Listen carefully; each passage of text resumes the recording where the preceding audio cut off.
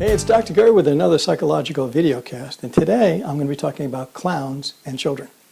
Now, we live in a time where there's lots of entertainment situations and parties, and children are exposed to clowns. And interestingly enough, there's a good percentage of the population of children who don't like clowns, find them scary and unsettling.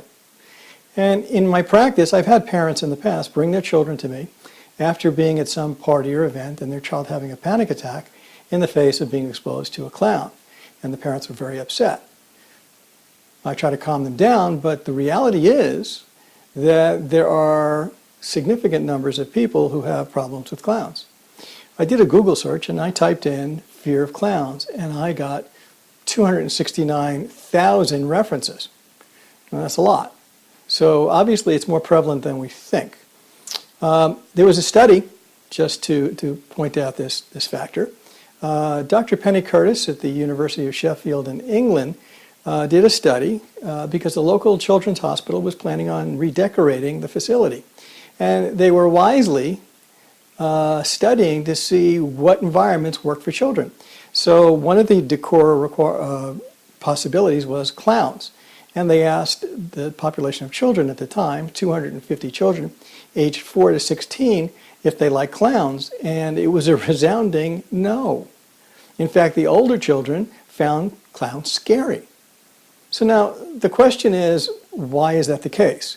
Now there are some theories about clowns being seen as negative in the media, but I don't think really that's it. I think the issue is that clowns have an exaggerated, painted face that children can't read. They can't understand whether that individual is safe or not because they can't read the facial expressions.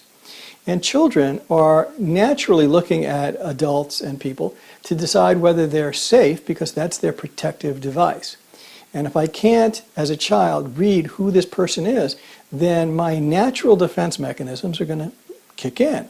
And that's anxiety and fear. Because fear, phobia, and anxieties, they're really the body's natural defense mechanisms against threats, whether real or imagined. So we can't take that away from children if they really feel threatened.